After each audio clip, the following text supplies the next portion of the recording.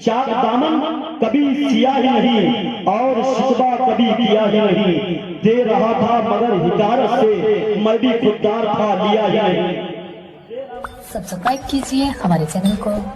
اور bell icon کو دبائیے دے ہماری رہا لیٹسٹ تھا ویڈیو مگر سب سے حکارت سے میں بھی خوددار تھا لیا ہی نہیں، اور میرے مولا تیرا کہاں مانا پیاس تھی پانی تھا پیا ہی نہیں، میرے مولا تیرا کہاں مانا۔ دیکھیں رات میں کلیجی نکالنا ہوں، کلیجہ نکالنا کم سے کم کلیجی تو نکال سکتے ہیں تو سبحان اللہ بولنے اور آپ سے کیا چاہیے ہم لوگوں کو۔ چاک دامن کبھی سیاہی نہیں اور شکوہ کبھی کیا ہی نہیں، دے رہا تھا مگر حکارت سے میں بھی خوددار تھا لیا ہی نہیں، میرے مولا تیرا کہاں مانا پیاس تھی پانی تھا پیا ہی نہیں، جب دل میں عشق مصطفیٰ ہی نہیں پھر دل دھڑکنے کا کچھ مزہ ہی نہیں، جب دل میں عشق مصطفیٰ ہی نہیں دل دھڑکنے کا پھر مزہ ہی نہیں، اور سن لیا سب حضور نے میرے اور میں نے ابھی کچھ کہا ہی نہیں، سن لیا سب حضور نے میرے اور میں نے ابھی کچھ کہا ہی نہیں، جو بھی آیا میرے حضور کے پاس ایسا بیٹھا تو پھر اٹھا ہی نہیں،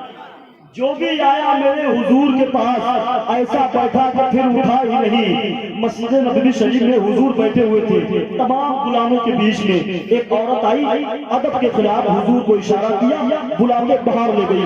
گھنٹوں نبی سے باتیں کرتی رہی، کافی دیر ہو گئی، کہنے لگی مسلمانوں کے نبی جائیں اندر جائیں، آپ کے غلام آپ کا انتظار کر رہے ہوں گے۔ آقا آئے اپنے غلاموں کے درمیان بیٹھ گئے، آقا تو آ کر کے بیٹھ گئے، حضرت عمر فاروق اعظم کھڑے ہو گئے، عرض کرتے یا رسول اللہ جس عورت نے آپ کو بلایا ہے وہ پاگل ہے، پاگل پورے مدینے میں اس سے کوئی بات نہیں کرتا ہے۔ آقا فرماتے عمر بیٹھ جاؤ، جس سے کوئی بات نہیں کرتا نبی اسی سے باتیں کرنے آیا ہے، باتیں کرنے آیا ہے۔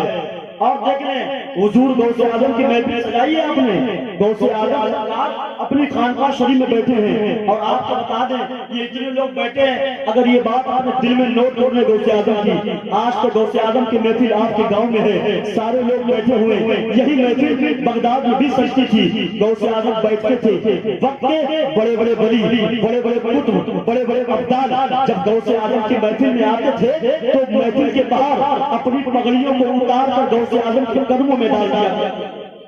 اتنا ادب حضور غوث اعظم کی محفل میں کرتے تھے۔ ہمارا حال کیا ہے، ہمارے مطلب کی بات ہوئی تو ہم محفل میں بیٹھیں گے ورنہ گھر چلے جائیں گے، ہنگامہ کیا جائے گا ہم محفل میں بیٹھیں گے ورنہ گھر چلا جائے گا، زیادہ نعرے بازی ہوگی تو ہم بیٹھیں گے ورنہ گھر چلے جائیں گے، ہمارے کام کی باتیں ہوگی تو بیٹھیں گے ورنہ گھر چلے جائیں گے۔ آؤ سنو غوث اعظم کیا فرماتے ہیں، جس نے میری ایک بات بھی سن لی اور اس پر عمل کر لیا، میں غوث اعظم وعدہ کرتا ہوں اس ایک عمل کرنے کی وجہ سے اس کا اجر اس کو اللہ سے میں دلاؤں گا۔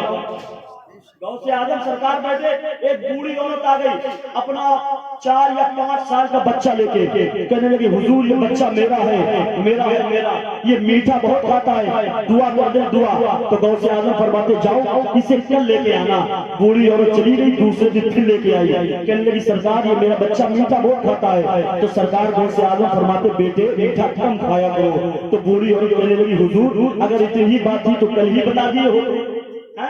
اتنی باتیں تو کل ہی بتا دیے ہوتے۔ غوث اعظم فرماتے سنو میں خود بھی میٹھا بہت زیادہ کھاتا تھا، کل سے کچھ پرہیز کیا ہے تو آج ہدایت بھی ہے، تو آج ہدایت بھی ہے۔ اب ایک شعر غوث اعظم کی بارگاہ میں پڑھتا ہوں اور دیکھتا ہوں آپ حضرات کیسا سنتے ہیں کہ باطل کی تنقید ہوائی ہوتی ہے، باطل کی تنقید ہوائی ہوتی ہے۔ اس شعر کے بعد سیدھے سیدھے آپ ملاقات کریں گے مولانا زبیر صاحب ٹولہ سے، بہت اچھا پڑھتے ہیں۔ باطل کی تنقید ہوائی ہوتی ہے، غوث اعظم کی روز بڑائی ہوتی ہے، باطل کی تنقید ہوائی ہوتی ہے، غوث اعظم کی روز بڑائی ہوتی ہے، جو بغض آل نبی لے کے مر جاتے ہیں